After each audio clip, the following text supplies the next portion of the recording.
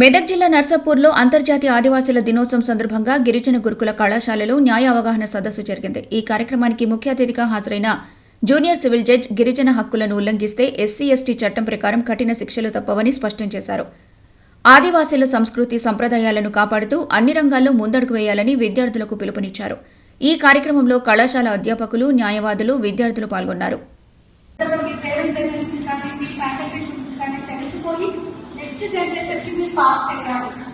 ఎందుకంటే చాలా వరకు ఆదివాసుల ట్రెడిషన్స్ అనేది మనం మర్చిపోతున్నాము.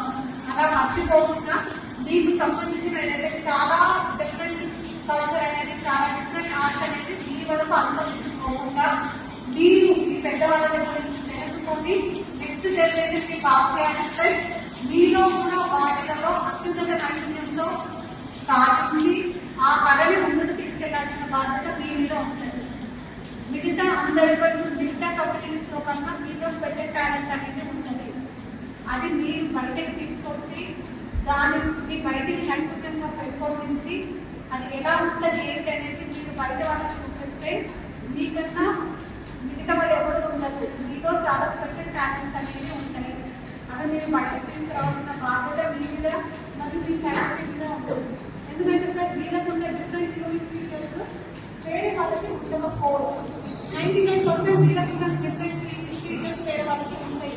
అలాంటివి మీరు గుర్తించి ఎవరైనా మిక్స్ స్పెషల్గా ఏమైనా చేస్తున్నారంటే, ఎందుకంటే ఒక్కొక్క కమ్యూనిటీలో ఒక్కొక్క రకంగా ఉంటుంది.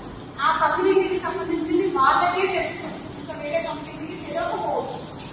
ఇప్పుడు ఒకరు ఉన్నారు, ఈ ఆర్ట్ అనేది వాళ్ళు చేస్తారు, ఏమైనా లిక్విడ్స్ కొన్ని రకాలమైన ప్లాంట్స్ నుంచి కలర్స్ తీసి కూడా డిఫరెంట్ గా యూనిక్ గా చేస్తారు. అది వాళ్ళకు మాత్రమే తెలుసు. అది వాళ్ళ ఏమంటారు చాలా జనరేషన్ ముందు వాళ్ళకి తెలుస్తుంది. ఆ కలర్ అనేది ఆల్మోస్ట్ 2 స్టేట్స్ అనేది వచ్చాయి.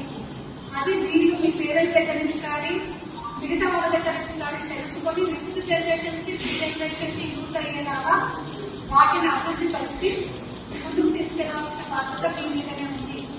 ఈ రైట్స్ కి సంబంధించి ఎవరైనా